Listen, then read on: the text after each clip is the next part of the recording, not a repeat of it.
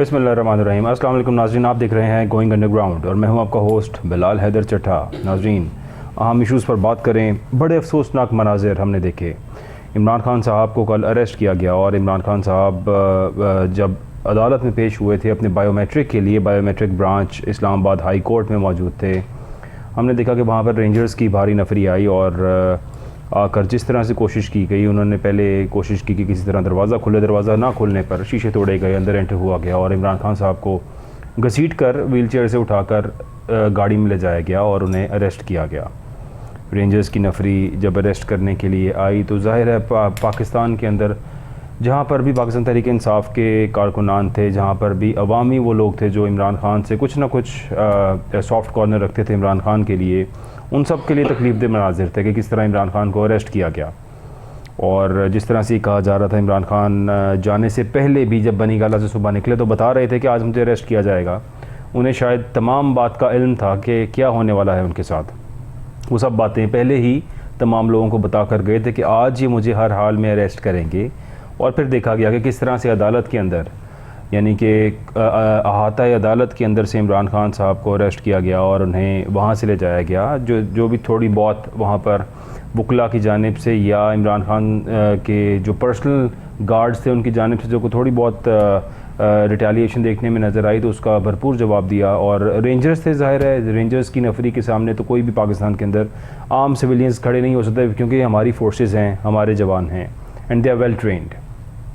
और फिर बड़े आराम से इमरान खान साहब को वो अहाता अदालत से लेकर गए और नैब के अंदर इमरान खान साहब को, चूँकि इमरान खान साहब पर नैब का केस था, चेयरमैन नैब नज़ीर अहमद साहब जो रिटायर्ड लेफ्टिनेंट जनरल हैं, वो इस टाइम पे चेयरमैन नैब हैं और उन्होंने इमरान खान के वारंट गिरफ़्तारी जारी किए थे।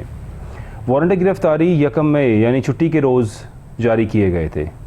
ये भी एक हैरानकुन बात है कि छुट्टी के रोज़ इमरान खान साहब के वारंट गिरफ़्तारी जारी किए गए। फिर ये भी सामने देखने में आया कि लाहौर हाई कोर्ट ने तफसीलात मांगी तमाम मुकदमात की, यानी अगर 1 मई के बाद देखा जाए तो 1 मई के बाद 4 मई को भी इमरान खान साहब इस्लामाबाद हाई कोर्ट में पेश हुए थे, लेकिन तब उन्हें अरेस्ट नहीं किया गया। उसके बाद 2 बार लाहौर हाई कोर्ट में पेश हुआ और लाहौर हाई कोर्ट ने बार बार डिमांड किया कि इमरान खान के ख़िलाफ़ जितने भी मुकदमात हैं उन सब की तफसीलात पेश की जाएँ, लेकिन तब भी ये वारंट सामने नहीं आए। लेकिन जिस तरह वो इस्लामाबाद पहुँचे कल और जो कुछ वहाँ पर हुआ उसमें उन्हें अरेस्ट किया गया इन्हीं वारंट के ऊपर, तब वारंट शो किए गए। इमरान खान की स्टेटमेंट आई और इमरान खान ने ये कहा कि मुझे वारंट नैब में हिरासत में लेने के बाद जब नैब दफ्तर ले जाया गया तब ये वारंट दिखाए गए, उससे पहले ये वारंट शायद दिखाए भी नहीं गए। लेकिन बहरहाल नैब की जानिब से ये मौक़िफ़ सामने आया कि नैब ने कहा कि हमने ये वारंट इमरान खान को अरेस्ट करने से पहले दिखाए हैं। रियासत की बर्दाश्त शायद ख़त्म हो चुकी है और जो कुछ हो गया है, कल का वाक़या हमने देखा कि आवाम के अंदर बड़ा एक गुस्सा था। ज़ाहिर है जब ऐसा वाक़या होता है तो फिर शर पसंद अनासिर एक्टिव होते हैं और जो उनके प्लान्स होते हैं उसके मुताबिक वो काम करते हैं। शायद आम आवाम तो ये सब कुछ ना कर सके, लेकिन बहुत से ऐसे लोग जो ट्रेंड होते हैं, जो प्लान्ड होते हैं इन कामों के लिए, वो एक्टिव हो जाते हैं। वो लोग फिर उसी पार्टी के झंडे बांधते हैं, वही सब कुछ करते हैं जो उनका प्लान होता है, लेकिन नाम किसी और का लगता है। शायद यही कुछ हो रहा है यहाँ पर। हमने देखा कि लाहौर के अंदर इंतहाई हसास मकामात के ऊपर, जहाँ पे आम शख्स जा भी नहीं सकता था, जहाँ पर वो सब लोग पहुँच भी नहीं सकते थे, और कायद आज़म मोहम्मद अली जिन्ना बानी पाकिस्तान, उनकी रिहाइश का लाहौर में मौजूद थी, टेंट का एरिया, और कायद आज़म की रिहाइश का जिसको जिन्ना हाउस जिसका नाम था, और कोर कमांडर लाहौर की वो रिहाइश का थी। वहाँ पर कोर कमांडर लाहौर साहब जो है वो रिहाइश पजीर हैं और कायद आज़म मोहम्मद अली जिन्ना के नाम से, चूँकि वो कायद आज़म का अपना घर था, ज़ाती घर था, कायद आज़म का घर, उसको रेंट आउट भी किया गया और कायद आज़म हमेशा उसमें रिहाइश पजीर रहे और फिर उसके बाद उन्होंने ये स्टेट के नाम कर दिया। आज तक इसको उसी हालत के अंदर, यानी रेनोवेट करके उसको उसी हालत में प्रिजर्व किया गया, कोशिश की गई कि इसको मैक्सिमम वैसा ही रखा जा सके। कल जिस तरह से लोगों ने वहाँ पर एंटर हुए, धावा बोला, वहाँ पर तमाम चीज़ों को तोड़ा, जला दिया, बड़ा गम और गुस्सा था लोगों के अंदर। लेकिन ये ऐसा नहीं होना चाहिए था। यहाँ पर पाक फ़ौज हमारी फ़ौज है, हमारे मुल्क की फ़ौज है, और फ़ौज के ख़िलाफ़ इतनी तकलीफ़ और इतना नेगेटिविटी आवाम के अंदर पैदा होना, ये अच्छी बात नहीं है, ऐसा नहीं होना चाहिए था। कुछ ऐसे लोग हैं जो शायद फ़ौज के ख़िलाफ़ एक स्पेशल प्रोपेगेंडा यहाँ पर इस मुल्क में कर रहे हैं, और हमारी फ़ौज इस मुल्क की फ़ौज है तो फ़ौज के साथ ही ये मुल्क कायम है। अगर फ़ौज नहीं है तो इस मुल्क की हिफाजत कौन करेगा, चूँकि हमारी फ़ौज ही इस मुल्क की हिफाजत करती है। लेकिन जो कुछ यहाँ पर हुआ बड़े तकलीफ़देह मनाजिर थे, और पाकिस्तान तहरीक इंसाफ इमरान खान साहब अरेस्ट हो चुके हैं।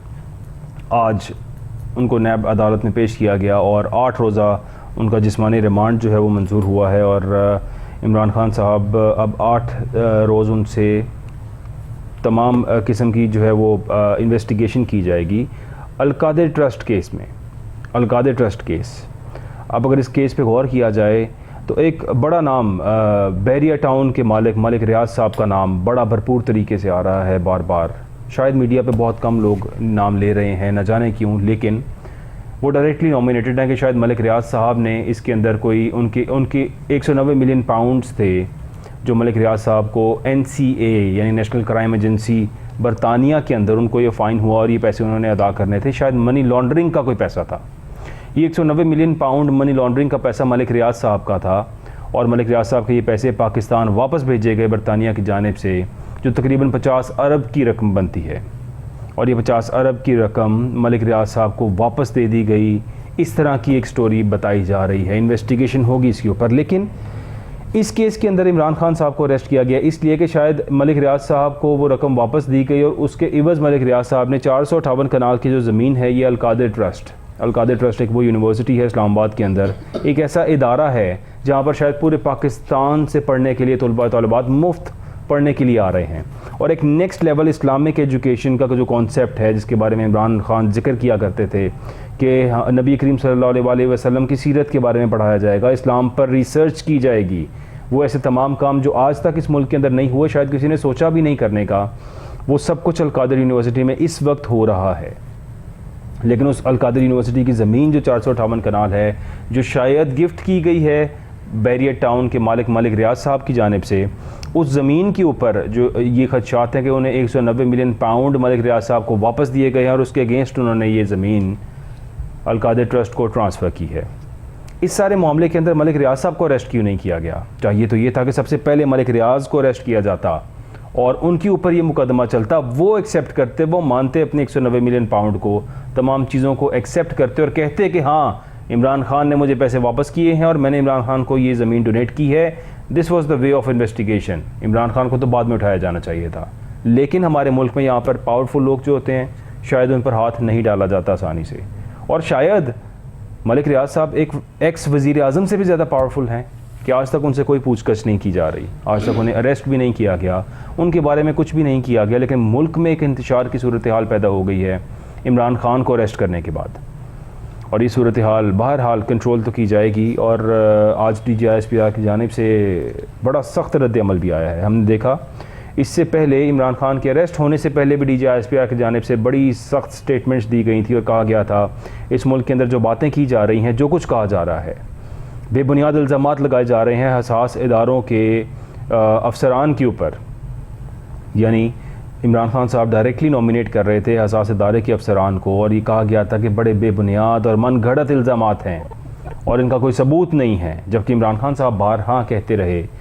अपने आखिरी सफ़र को जब उन्होंने शुरू किया इस्लामाबाद जाते हुए, और अरेस्ट होने से पहले उनका जो लास्ट सफ़र था उसके ऊपर इमरान खान साहब ने ये भी कहा कि मैं साबित करूँगा, अगर ये मुझे कहें कि मैं साबित कर सकता हूँ जो मेरे इल्ज़ामात हैं, मैं कायम हूँ उन पर।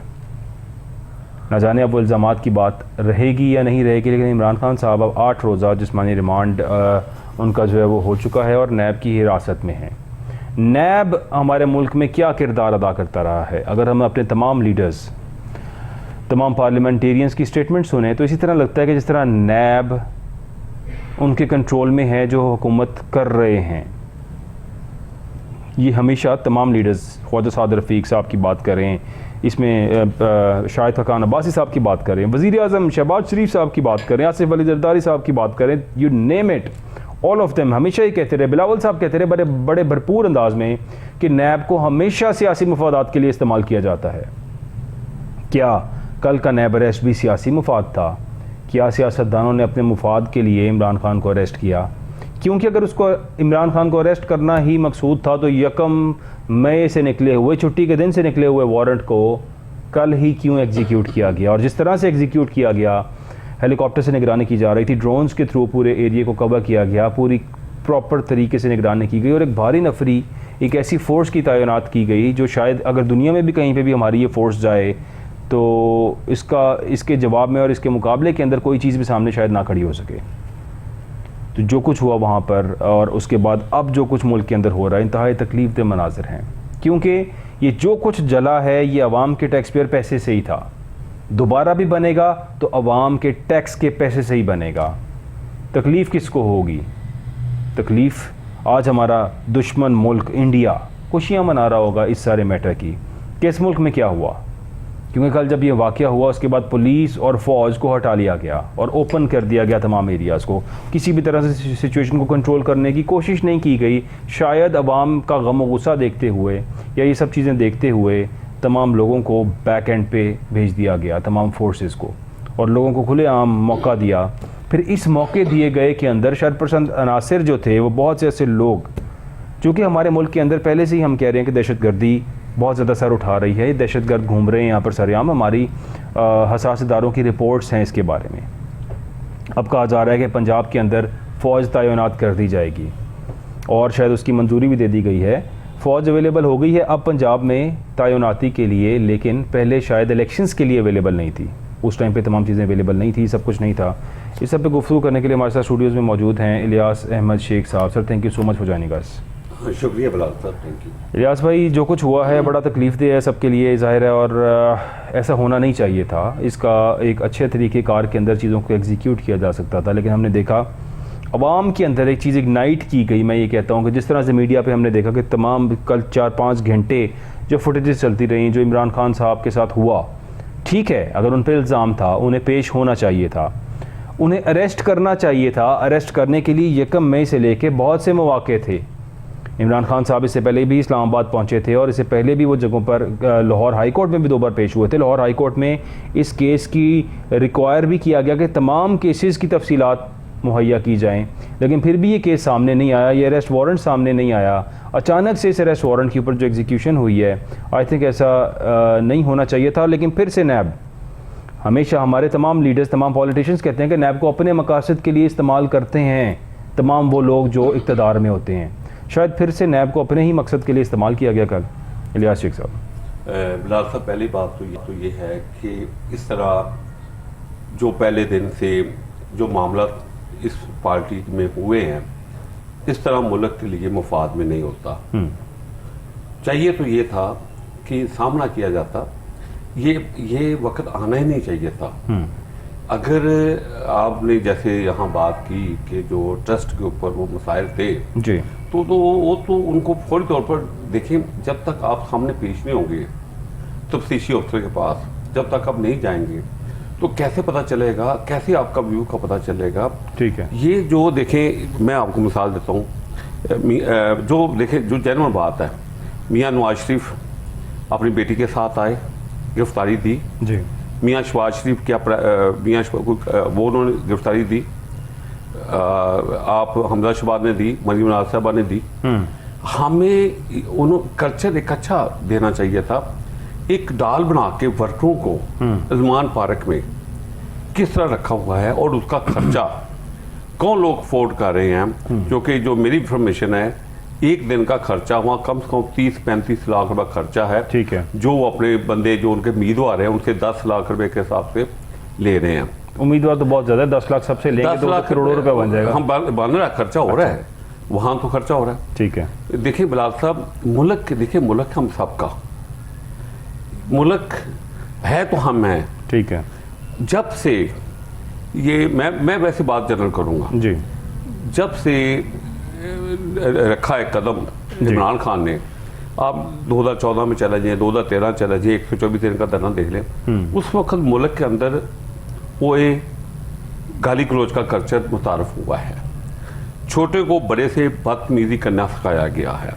ऐसा ही बदतमीजियाँ तो मैं 90s की फुटेजेस देखूँ, 80s की देखूँ, तो तब से बदतमीजी सियासत में होती आ रही है। नवाज शरीफ साहब की नलकाब से आसिफ अली जरदारी को, मोहतरमा बेनज़ीर भुट्टो के बारे में जो अल्फाज नवाज शरीफ साहब जलसों में खड़े होकर बोलते थे, शायद वो भी बड़ी बदतमीजी थी। वो देखें, 6 माह में 2 माह में एक वाक़या होता होगा। यहाँ डेली बेसिस पे गाली गलौज का कल्चर मुतारफ रखा गया।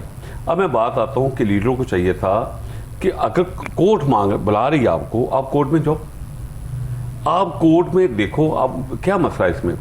और मैं बात को दोबारा आपसे आगाज़ करूँगा। हमें ज्वाइन किया है वकील हैं इमरान खान साहब के इंतज़ार Hussain Panjota sahab. Thank you so much for joining us sir. Thank you ji, thank you. Intezar sahab, क्या रिपोर्ट्स हैं? इमरान खान साहब का 8 रोज़ा जिस्मानी रिमांड मंजूर हो चुका है अलकादिर ट्रस्ट केस के अंदर। जी रोशनी डालेंगे सर, ये अलकादिर ट्रस्ट केस जो है इसमें बार बार नाम लिया जा रहा है मलिक रियाज हुसैन का, जो बैरिया टाउन के मालिक हैं, उनसे किसी किस्म की पूछताछ नहीं हो रही। सिचुएशन क्या है वहाँ पे सर? बहुत शुक्रिया। देखिए जी, अलकादिर ट्रस्ट यूनिवर्सिटी का जो केस है, ये सिंपली एक ऐसा केस है कि जिसके अंदर कोई सब्सटेंस नहीं है। ये केस, इसमें कोई क्रिमिनल एक्टिविटी नहीं की गई। मैं आपके अपने कानून के मुताबिक ये ज़रूरी है कि अगर आप किसी के खिलाफ इंक्वायरी कर रहे हैं या कोई इल्ज़ाम लगा रहे हैं तो उसके खिलाफ उसने कोई मॉनिटरी करप्शन की हो। ठीक है, यहाँ पे ऐसा कुछ भी नहीं है। आप सबके सामने है कि एक यूनिवर्सिटी की बिल्डिंग के लिए जगह प्रोवाइड की गई और उसके बदले अगर हुकूमत ने पूरी काबीना जो है वो मुस्तफा इंपैक्ट केस के बाद, उसका मतलब ये होता है अगर गवर्नमेंट को आपने देखना है तो गवर्नमेंट का मतलब है काबीना। तो काबीना ने इसका फैसला किया था। ठीक है, काबीना के फैसले के बाद ये जो कुछ हुआ था और एक कानूनी एक अमल है। ठीक है, अब कानूनी एक हैसियत है काबीना की। अब पूरी काबीना में से छोड़कर आप एक इमरान खान के पीछे लगते हैं और हमेशा से, जैसे आपने पहले कहा कि जो फरीकैन मुकदमात होते हैं उन सबसे फिर पूछा जाता है जी। उससे भी पहले अगर मैं आपको थोड़ा और इस तरफ लेके जाऊँ, जो लीगल पोजीशन है उस तरफ कि ये नैब का कानून इन्होंने खुद अमेंड किया है।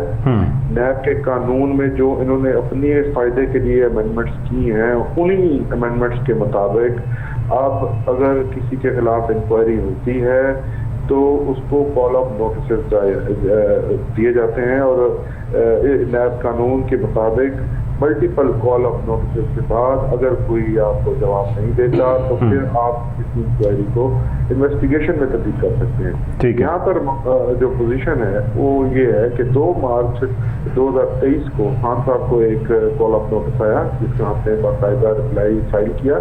ठीक है, उसके बाद हमें किसी किस्म का कोई वो नोटिस नैब की जानिब से था इंतजार साहब? जी, नैब की जानिब से, इसी केस के अंदर? इसी केस के अंदर। ठीक है, ठीक है जी। अच्छा, हमने उसके जो उन्होंने सवालात साथ भेजे थे उनके जवाब उनको भेज दिए।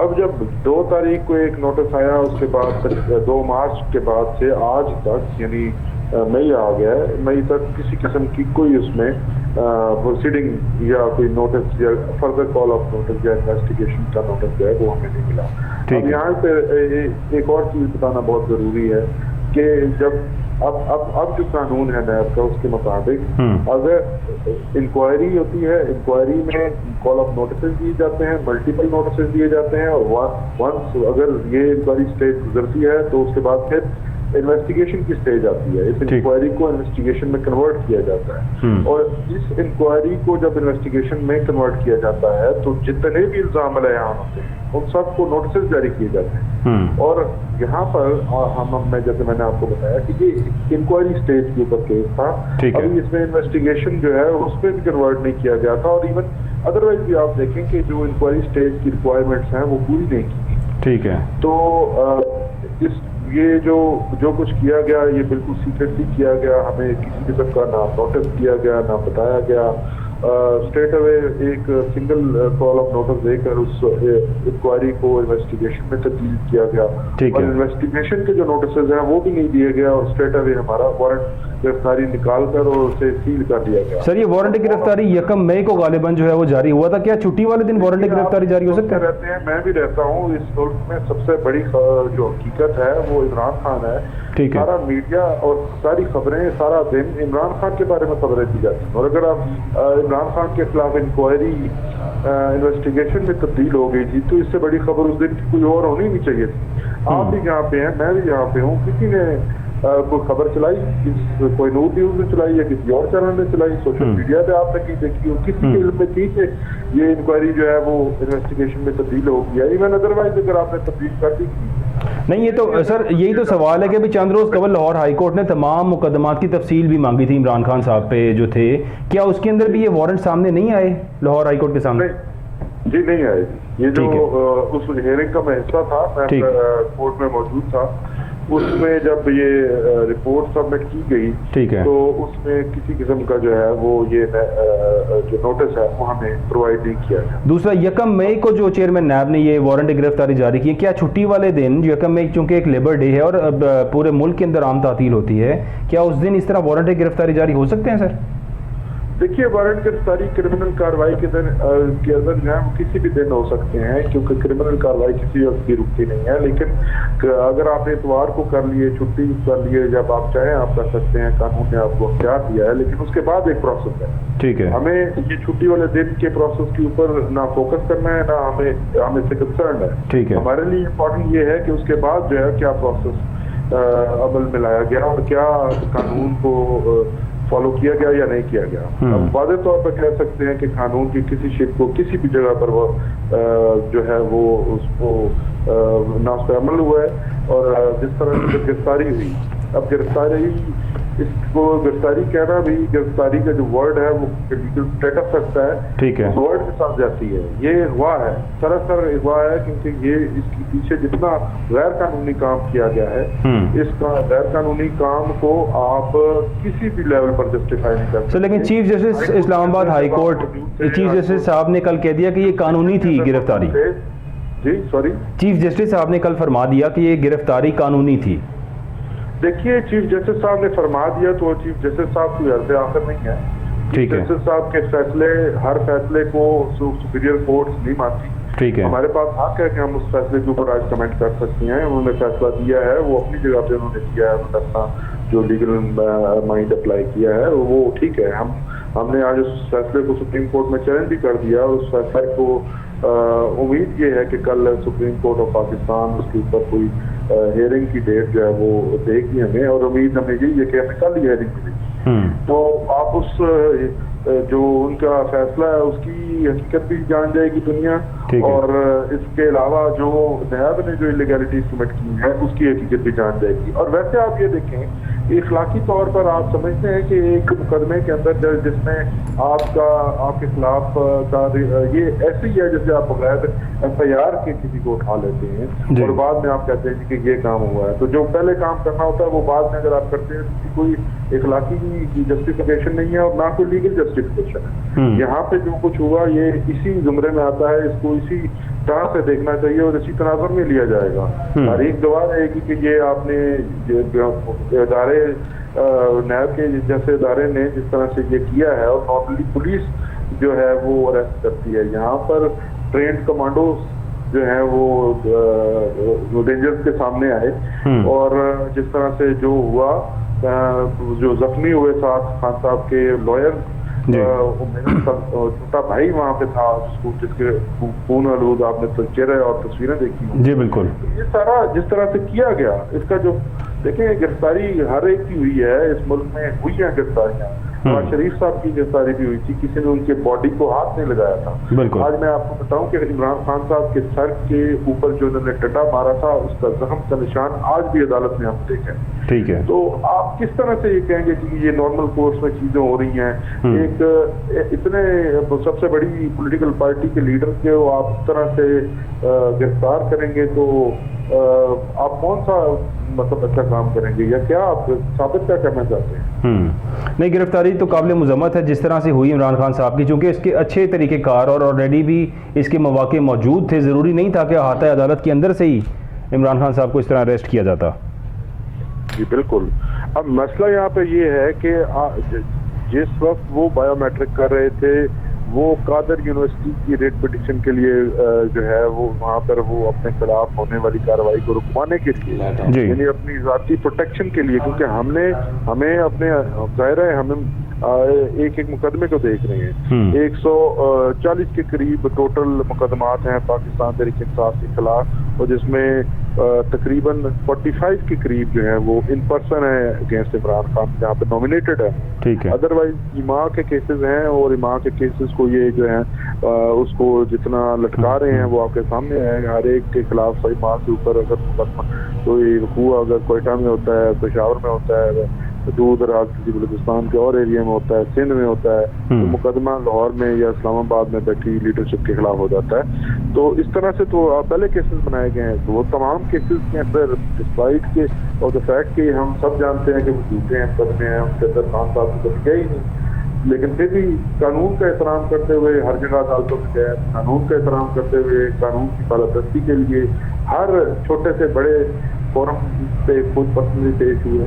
यहाँ पे आप ऐसी क्या चीज थी कि उनको इतनी इमरजेंसी पड़ गई थी कि जब पिटीशन फाइल हो चुकी है उनकी। और मैं आपको एक और चीज बताऊं कि ये जो बायोमेट्रिक का की स्टेज आई है कल, ये पिटीशन हमने कल सुबह 9 बजे फाइल की थी और उसमें जो ऑब्जेक्शन थी, जब आप फाइल कर देते हैं तो इसका मतलब है कि आप कानून की प्रोटेक्शन के अंदर आ गए हैं। तो ये सारी चीजें हम ऑनरेबल सुप्रीम कोर्ट के आगे रखेंगे कि क्या कानून अदालतें जो हैं वो इसलिए हैं कि वहाँ पर लोगों को गिरफ्तारी के लिए मौके प्राप्त किए जाएं। इस तरह तो आपके जंगल का कानून बन जाएगा और आपकी अदालतों के ऊपर जो एतमाद है लोगों का।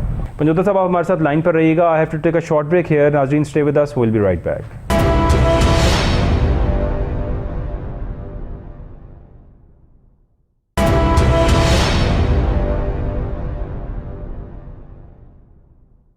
वेलकम बैक नाज़रीन। और जिस तरह से आपने देखा कि हम बात कर रहे थे, इमरान खान साहब के वकील हैं इंतज़ार हुसैन पंजोता साहब हमारे साथ मौजूद हैं टेलीफोन लाइन पे, और काफ़ी इंकशाफात किए उन्होंने, बहुत सी बातें हमें बताई, और मैं चाहूँगा मज़ीद भी कुछ सवाल उनसे बहुत इंपॉर्टेंट हैं जो करने हैं। इंतज़ार साहब, मेरा आपसे सवाल ये है सर कि इमरान खान साहब एक खदशे का शिकार कर रहे हैं बार बार कि शायद मुझे कोई किसी किस्म का इंजेक्शन दिया जा सकता है, और वो जिस तरह के इंजेक्शन दिए जाते हैं शायद कोई 15 दिन या 20 दिन के बाद उसके अंदर कोई हार्ट अटैक का खदशा होता है। इसके लिए क्या प्रिकॉशन सर वहाँ पे ली गई हैं आप लोगों की जानिब से? क्या आप लोगों के पास कुछ रसाई है इसके अगेंस्ट किसी प्रिकॉशन की? देखिए, हमारे पास इस वक्त उनकी जो किसी किस्म की रसाई नहीं है।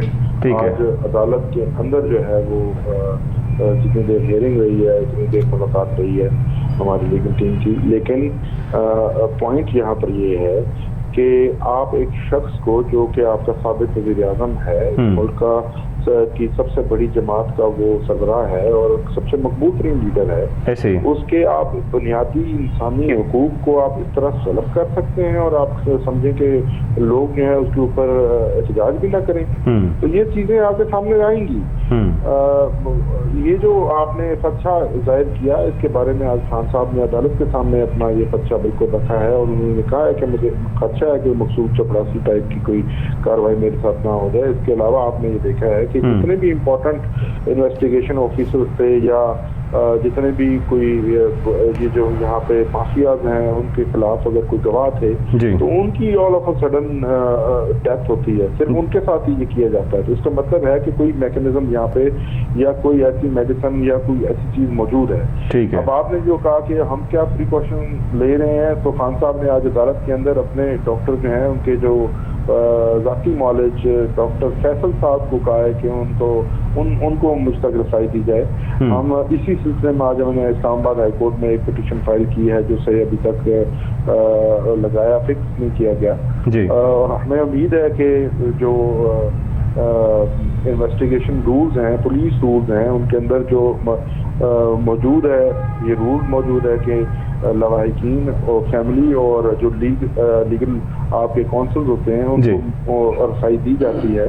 तो हमें रसाई मिलेगी और उसमें डॉक्टर की रसाई जो है वो बहुत फंडामेंटल है, इसके ऊपर हम पूरा जोर देंगे और हमारी कोशिश ये है कि जल्द से जल्द खान साहब के जो ज़ाती मॉलेज हैं उनको खान साहब की फिजिकल हेल्थ के बारे में चेकअप का मौका मिले। असद उमर, शाह महमूद कुरैशी साहब भी अरेस्ट हो गए हैं, असद उमर साहब भी अरेस्ट हो गए हैं, फवाद चौधरी साहब की कह रहे हैं शायद बारी है, और बाकी भी तमाम जितने भी सरबराह हैं पाकिस्तान तहरीक इंसाफ के उनको अरेस्ट किया जा रहा है। क्या समझते हैं सर, अब ये जो पकड़ दकड़ शुरू हो गई है और देखा जा रहा है पूरे पाकिस्तान के अंदर ही तमाम पाकिस्तान तहरीक इंसाफ के रहनुमाओं को अरेस्ट किया जा रहा है, सिचुएशन किस तरफ जा रही है इंतजार साहब? देखिए एक करेक्शन मैं आपकी करना चाहता हूँ। मेरी अभी थोड़ी देर पहले शाह साहब से बात हुई है, शाह साहब अरेस्टेड नहीं है, उनके बारे में जो खबरें चलाई जा रही हैं वो बेबुनियाद हैं।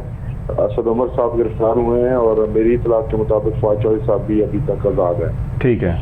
तो असद उमर साहब को उसी फैशन में उसी डिज़ाइन के साथ इस्लामाबाद हाई कोर्ट की उसी सेम जगह पे गिरफ्तार किया गया है। ठीक है। जहां से कल इमरान खान साहब को गिरफ्तार किया गया था। ठीक है। लीडरशिप उसके घरों पे जिस तरह से रेड्स हो रहे हैं और जिस तरह से दीगर जो वर्कर्स हैं उनको जिस तरह गोलियों का निशाना बनाया जा रहा है, इंतहाई अफसोसनाक चीजें हैं। ठीक है। जो कोई भी खून को का गिरना जो है वो उसको पसंद नहीं करता। अच्छा इंतजार साहब, ये एक आखिरी बड़ा इंपॉर्टेंट सवाल है कि जो अलकादे ट्रस्ट केस है इसमें अब क्या मलिक रियाज साहब को भी बुलाया जाएगा या सिर्फ इमरान खान साहब से ही तफ्तीश होती रहेगी इसके अंदर?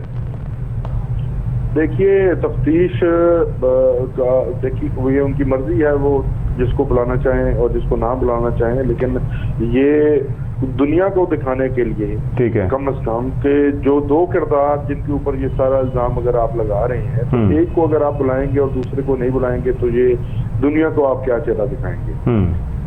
तो तफ्तीश तो इंशाल्लाह हम ये जो सारा इलीगल कार्रवाई है इसके खिलाफ हम मल्टीपल फोरम्स पे गए हुए हैं, तो ये जल्द से जल्द जो है इंशाल्लाह ये खत्म होगा और जो तफ्तीश उन्होंने करनी थी वो कर ली है। इन्फॉर्मेशन हमने उनको पहले ही प्रोवाइड कर दी है, ठीक है, बोनाफाइड भी हमने प्रोवाइड की और अपनी मर्जी और आज़ादी के साथ उनको प्रोवाइड किया है। क्योंकि खान साहब ने हमेशा इस केस का जब भी जिक्र हुआ, खान साहब ने ये कहा है कि ये आम आवाम के लिए और पाकिस्तान के बच्चों के लिए ये यूनिवर्सिटी बनाई गई है। यूनिवर्सिटी आवाम और पाकिस्तान के बच्चों के लिए बनाई गई है। और इंतजार हुसैन पंजोता साहब हमारे साथ मौजूद थे, वकील हैं इमरान खान साहब। आपका बहुत शुक्रिया सर, थैंक यू इंतजार साहब ज्वाइन करने का। और से बता रहे थे कि जो गिरफ्तारी है ये भी गैर कानूनी है और ये भी कह रहे थे कि जो कुछ हो रहा है ये कानून के मुताबिक नहीं हो रहा। नाज़रीन, I have to take a short break here. मैं कुछ देर बाद आऊँगा, वक्फे के बाद हमारे साथ रहिएगा।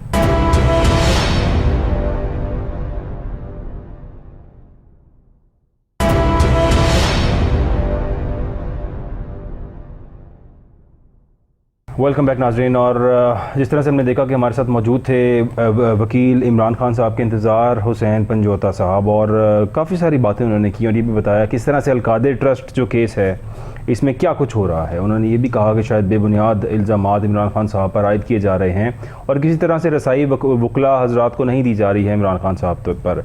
8 दिन का जिस्मानी रिमांड उनका मंजूर हो चुका है इसी केस के अंदर, और इस केस में बाकी फरीकैन को बुलाएं या ना बुलाएं नैब की अपनी मर्जी है। इलियास अहमद शेख साहब, सर किस तरह से देख रहे हैं आप सिचुएशन को? बिलाल साहब, बड़ा सिंपल केस है, वेरी सिंपल, कि इनकी अपने वजीरों ने जब कबीना का इजलास हुआ तो शरीम मजारी साहबा, फैसल साहब और एक और वजीर है जिन्होंने बाहर आके बोला कि हमारी कबीना में एक लेटर बंद करके दिया गया, ठीक है, तो हमसे सहम करा लिए गए कि मैं उसमें फैसल साहब कहते हैं, मैं बीच में बोला इसमें है क्या, मैं बता दूं सही, श्री मजारी साहब ने यही बोला, कहा गया कि आप सहम कर दें, ये इंपॉर्टेंट चीज़ है, इंपॉर्टेंट लेटर है, आप इसको पढ़ना भी नहीं है। ठीक है। जब ये बात इनकी तरफ से आई, वेरी सिंपल, देखिए स्कॉटलैंड की पुलिस, अपना यूके की पुलिस ने इंक्वायरी करने के बाद 60 अरब रुपए के करीब जो उनका था पाकिस्तानी रुपए के मुताबिक उस वक्त 190 मिलियन पाउंड से 190 मिलियन पाउंड, जो आज देखा जाए तो शायद ये 100 अरब से ऊपर चला जाए। ठीक है, मतलब 190 मिलियन पाउंड के आगे मनी ट्रेड ने ये पैसे मलिक रियाज ने कैसे वहाँ पहुँचाए वहाँ यूके में। ये जब उन्होंने देखा कि ना उसके पास कोई इसका टैक्स दिया, कोई रिकॉर्ड है, ना इसके पास मनी ट्रेड का रिकॉर्ड है, उन्होंने पैसे वहाँ जब्त कर लिए। ठीक है, आप देखें गवर्नमेंट इसको बोलते हैं, नेशन ये होती हैं। उसने कहा कि ये अब मानत है पाकिस्तानी लोगों की, ठीक है, जिन्होंने टैक्स दिया और इनको मिसयूज किया गया। ठीक है, उन्होंने कहा कि गवर्नमेंट ने कि आप हमें बताएं कि ये आपको किस अकाउंट में पैसे वापस भिजवाने हैं। ठीक है, वो सरमाया था वो गवर्नमेंट पाकिस्तान का, ठीक है, क्योंकि वहां से हुआ था जब्त। ठीक। अब इन्होंने क्या किया कि शहजाद अकबर साहब जो इनके फ्रेंड मैन थे, मैं सीधी बात करूंगा, मैं एक और भी वाक़या इसमें करूंगा, शहजाद अकबर ने ये रिंग रोड भी लाहौर का जो बैरियर रोड से गुजरता वो भी बनने नहीं दिया, वो बाद में बात करता हूँ। ठीक है, कि उसके बाद क्या होता है कि पैसे वो उनके अकाउंट में, जहाँ उसको कराची के अगेंस्ट, पेरिया टाउन के against supreme court of Pakistan ने उसको जुर्माना डाला हुआ था या उसको लीगलाइज करने के लिए, जबकि 460 अरब रुपया, जबकि जमीन उसके पास ज्यादा थी, लेकिन वहां भी आपको पता कंप्रोमाइज होता है। 460 अरब रुपए के अंदर उसके पैसे जो एडजस्ट करा दिए, उसको बेनिफिट दे दिया। ठीक है, जो वाम का टैक्स था, जो वाम के पास आने से, जो वाम के डेवलपमेंट में इस्तेमाल होने थे। ठीक है, और अब क्या होता है कि उसके अगेंस्ट इनको 453 कनाल जगह दे दी गई, कुछ बनी गाला में, कुछ यूनिवर्सिटी ट्रस्ट में, और वहाँ शहजाद अकबर साहब 2 अरब रुपया वहाँ कमीशन लैदा रिसीव करते हैं। यार मुल्क किस तरह चलते हैं क्या आप कहते हैं फिर वज़ीर आज़म है, एक मशहूर पार्टी के लीडर हैं, छोड़ दें फिर उनको, साथ खून माफ कर दें। सर लेकिन अब ये देखें कि मलिक रियाज हुसैन साहब को जो जुर्माना हुआ था 460 अरब का, ऐसे नहीं होता। इसमें वो किसके दौर में हुआ था? क्या अच्छा क्या 460 अरब का जुर्माना हुआ था मलिक रियाज हुसैन को, वो किस दौर में हुआ था? वो किसकी देखिए, हुकूमत थी? वो जहाँ तक मुझे ज़्यादा उसमें नहीं है, लेकिन मुझे लगता है वो पिछली गवर्नमेंट में हुआ, मुस्लिम नून की हुकूमत थी, मेरा ख्याल है, मुझे कंफर्म नहीं है। ठीक है। अब इनके केस में पैसे आते हैं, ठीक है, वो उसके टैक्स में डाल दिया जाता है उसके कौन अब में। ये पैसे सुप्रीम कोर्ट ने अपने पास ले लिए, ये पैसे मलिक रियाज हुसैन के मनी लॉन्ड्रिंग के पैसे थे। हाँ। जो ये कहा जा रहा है 190 मिलियन पाउंड वो साबित ना कर सके, व्हाइट मनी नहीं था, ब्लैक मनी था, 190 मिलियन पाउंड लंदन में थे जो वापस भेजे गए। मलिक रियाज से क्यों तफ्तीश तहकीक नहीं हो रही इस बात की? नैब क्यों नहीं बुलाती मलिक रियाज को? सबसे पहले सरकारी दौरों में तफ्तीश होती है सरकारी आदमी से हमेशा, फिर उसके बाद आगे जाती है। सर एक बंदा डायरेक्टली नॉमिनेटेड है मलिक रियाज हुसैन के, उसके पैसे मनी लॉन्ड्रिंग के थे, उससे पूछा ही नहीं जा रहा। देखिए पहले सहूलतकार उसको तो बुलाया जाए, वो नाम ले सहूलतकार का। वाम को इतना बेवकूफ बनाया जा रहा है कि इलीगल, वो यहाँ से इलीगल है। वेरी सिंपल एक बात, हम यही वजह हमारे मुल्क की इस वक्त बर्बादी की कह लें, यहाँ तक मुल्क पहुंच गया। मुल्क में जो है एक जो तरीकाकार होता है उसको जानबूझ के इलीगल कर दिया जाता है। तरीकेकार क्या ये नहीं है कि जिसके 190 मिलियन पाउंड पकड़े गए हैं उसको बुला के तो पहले पूछें, वो माने, वो वादा माफ गवाह बने, वो गवाह बने, वो साबित करे, बताए कि इमरान खान ने मेरे साथ ये किया या शहजाद अकबर ने ये किया है। बहुत अच्छी बात, उसको पूछा ही नहीं जा रहा। ये पैसे आए इमरान खान की कोर्ट में, ये चाहिए था इमरान गवर्नमेंट करती तफ्तीश के भाई तुम्हें ये लीगल पैसे कैसे जो है, और मनी लॉन्ड्रिंग का पर्चा देती। ये पर्चा एक आम आदमी डिपोर्ट होके आता है बाहर से, तो क्या होता है उसको पुलिस पकड़ लेती है, तुम गए क्यों, कैसे गए। ये पैसे मनी लॉन्ड्रिंग का इतना बड़ा केस बनता है जो इग्नोर किया गया। ये भी होना चाहिए, असूल की बात है एक बात। दूसरी बात ये है कि मैं यहाँ एक बात बताऊंगा कि कमिश्नर बिलाल साहब इनके दौर में जब इनकी नई नई गवर्नमेंट आई, कमिश्नर बिलाल ने बैरियर टाउन जो अंदर रिंग रोड था, जो उसको कुछ नजायज प्लाजे बने हुए थे रिंग रोड के ऊपर, ठीक है, जो रिंग रोड के रास्ते में घर बने हुए थे, उस बिलाल ने, कमिश्नर बिलाल डिमोलिश किए वो सब एक दिन में जी। उसके पता था कल कुछ भी हो सकता है, एक दिन में किया। अगले दिन फिर वही हुआ कि फौरी तौर पर उस्मान गुजार साहब का फोन जाता है जब ऑपरेशन कर रहे होते हैं कि काम पे रोक दो, ठीक है। उसने कहा जी नहीं मैं नहीं रोकूंगा, लेकिन वो प्लाजा तो तोड़ दिए नहीं, वो रुक गया काम। फिर उसके बाद आधे घंटे बाद दोबारा उस्मान गुजार साहब का फोन आता है कि भी वहाँ इमरान खान का आर्डर है, रोक दो। मुझे शहजाद अकबर ने फोन किया, उसने रोका, वो चला गया सुप्रीम कोर्ट में कि जनाब ये पब्लिक इंटरेस्ट का मुझे परमिशन दी जाए, मुझे क्यों रोका गया। उसको दबाव में लाके रेट वापस की। क्या ये स्टेटमेंट्स ऑन रिकॉर्ड हैं उस्मान गुजार की? हैं क्या ऑन रिकॉर्ड है ये स्टेटमेंट? बिल्कुल है। आप उसका इनका इमरान रियाज का उसके ऊपर एक प्रोग्राम आया था, उसको सुन ले, मैं कहते लिंक का शेयर कर देता हूँ। पूरा प्रोग्राम है, पूरी उसकी डॉक्यूमेंट्री बनी हुई है कि उसने उसको अपना को रिंग रोड, उसके बाद वो चला गया सुप्रीम कोर्ट में कि जनाब ये पब्लिक इंटरेस्ट का रिंग रोड बने, इतना पेट्रोल की बचत होगी, हमारी लागत महंगी हो रही है। उसको दबा कर यानी कि प्रेशर डालकर उसका रेट वापस लेगी। फिर बिलाल कमिश्नर को लिया प्रोग्राम में तबादला कर दिया। इमरान रियाज साहब जब इस मुल्क में ऐसे होगा, अभी तक रिंग रोड बना नहीं बना, पूरी गवर्नमेंट गुजर गई, ये वाम को बेवकूफ बनाया गया। सर वो ये लीडरशिप होती है, ये लीडरशिप होती है कि एक पब्लिक को देखे, खून जब किसी वर्कर निकले वो बेटे की तरह होता है। एक परवाह कोई नहीं, लोग यहाँ हो रहे हैं, गिरफ्तारी चाहिए और पेश हो, तुम प्राइम मिनिस्टर रहे हो, खुद आओ पेश हो कि भाई मैं आता गिरफ्तारी देता हूँ, कोई बंदा, ये लीडरशिप होती है। सर वो पेश ही तो हो रहे थे अदालत में, अदालत से उठा लिया गया भाई। कब बोला है, कब पेश हुए? अदालत में पेश ही थी इमरान खान की, वो पेश हो रहे थे अदालत के अंदर ही थे, बायोमेट्रिक करवा रहे थे, उनको वहां से उठा लिया गया। देखिए बिलाल साहब पेश हुए, किस तरह पेश हुए, क्या हमने नहीं देखा? हमने पट्टी बांधी हुई है कि कैसे मुल्क के उत्ते हालात। अदालत एतराज करती, अदालत का चीफ जस्टिस एतराज करता, वो कहता रहा, बार बार इस बात की मजम्मत करता रहा कि जो अदालत में हुआ ये बड़ी ज्यादती हुई है। उसके बाद रात 8:30 बजे उन्होंने फैसला दिया कि शायद कानून के मुताबिक था, लेकिन उससे पहले वो मजम्मत करते रहे हैं चीफ जस्टिस साहब। मेरी बात, बड़े बर्मी का इजहार किया उन्होंने। जो पार्टीबाजी बन गई हो, मैं क्या बोलूं इसके ऊपर। अब वो चीफ जस्टिस भी पार्टी का हिस्सा है। एक 20 भी नहीं हो, ऐसे हुआ। Chief justice Islamabad high court भी क्या पार्टी का हिस्सा हो गया? बिल्कुल 20 देखें, एक आदमी को मिली, एक आम आदमी किसी पार्टी का हिस्सा है। बिलाल साहब 40 साल 30 साल केसों का फैसला नहीं होता, आपने सारा काम, क्या ये ज्यादती नहीं है कि कौन जिम्मेदार? अब मैं बिलाल गंज यहाँ से जमान पार्क से आज भी हम रोड बंद हुआ है, हम नहीं आ सकते, जाए किसी बाहर के मुल्क में करके दिखा दें 1 मिनट के लिए। सो वहाँ 25-30 स्टॉल लगे हुए रोड के ऊपर, क्या इलीगल नहीं है? सर बाहर के मुल्क के अंदर, शेख साहब बाहर के मुल्क में ऐसा नहीं होता, 76 सालों बाहर के मुल्क में ऐसा नहीं होता कि एक शख्स जिस पे फर्द जुर्म आयद होने लगी हो वो एक दिन पहले वजीर आजम बन जाए। बाहर के मुल्क में ऐसा नहीं होता कि शहबाज शरीफ साहब जिनके ऊपर जो तमाम मनी लॉन्ड्रिंग के और जो तमाम पर्चे और जो केसेस उन पे बने हुए थे नैब के, वो वजीर आजम बने और उसके बाद तमाम चीजें क्लियर हो जाए। आज का फैसला हमजा शहबाज साहब को, शहबाज शरीफ साहब को तमाम केसेस में नैब की तरफ से रिलीफ दे दिया गया। यहाँ पर इमरान खान को पकड़ लिया गया है और उनको 1100 अरब की करप्शन के अंदर रिलीफ दे दिया गया है। इस मुल्क में तो ये हो रहा है। मैं अमेरिका में था जब तरीके अदल-ए-इत्माद हुई, पूरा दिन हम टीवी पे बैठे रहे, देखते रहे भाई अदल-ए-इत्माद हुई या लीगल सर उस वक्त भी रात 12 बजे अदालत खुली थी, यही अगर नहीं हुई, देखिए बात नहीं हुई तो अदल-ए-इत्माद हुई है, आराम से बाहर आओ, कोर्ट में बाद में चले जाओ, नहीं दिया चार्ज, आखिरी वक्त अदालत रात 12 बजे खुली थी सर, शेख साहब रात 12 बजे खुली थी अदालत, बड़ा अप्रिशिएट किया था मुस्लिम लीग नून ने, और अब इनको वही चीफ जस्टिस और वही जजेस सारे लग रहे हैं कि वो पाकिस्तान तहरीके इंसाफ के थे। बिलाल साहब देखिए, ये कैसा खुला तजाद है सर? बिलाल साहब देखिए, जब पहले दिन से आके अभी तक मुल्क कैसे तरक्की करेगा?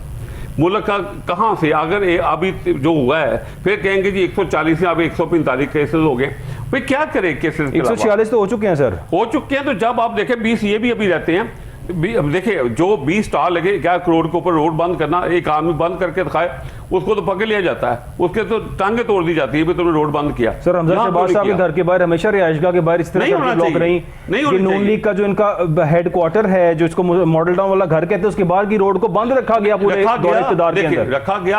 यहाँ पर तो होता ही है सर, कानून सब ये तो मुल्क के शराफिया का है, गरीब आदमी का तो है ही नहीं है। शेख साहब देखिए बिलाल साहब कि नहीं होना चाहिए था, गलत क्यों हुआ?